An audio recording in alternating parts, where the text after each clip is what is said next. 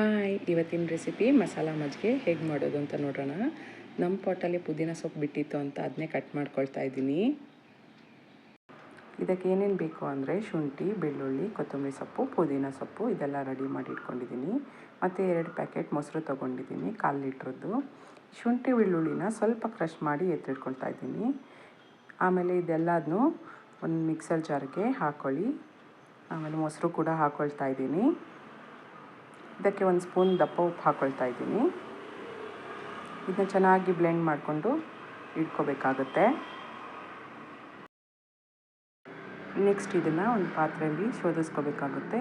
ಇದನ್ನ ಶೋಧಿಸ್ಕೊಳ್ಳಿ. ಆಮೇಲೆ ಅದೇ ಜಾರ್ಗೆ ಒಂದು ಸ್ವಲ್ಪ ನೀರು ಹಾಕ್ಕೊಂಡು ಮತ್ತೆ ಶೋಧಿಸ್ಕೊಳ್ಳಿ. ಆಮೇಲೆ ಆ ಪಾತ್ರೆಯಲ್ಲಿ ಎಷ್ಟು ಬೇಕೋ ಅಷ್ಟು ನೀರನ್ನ ಆ್ಯಡ್ ಮಾಡಿಕೊಂಡು ಉಪ್ಪು ಕೂಡ ನೋಡಿಕೊಂಡು ಆ್ಯಡ್ ಮಾಡ್ಕೊಳ್ಳಿ.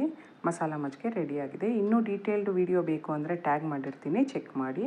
ಆಮೇಲೆ ಒಂದು ಸರ್ವಿಂಗ್ ಗ್ಲಾಸ್ಗೆ ಸರ್ವ್ ಮಾಡ್ಕೊಳ್ಳಿ. Thank you.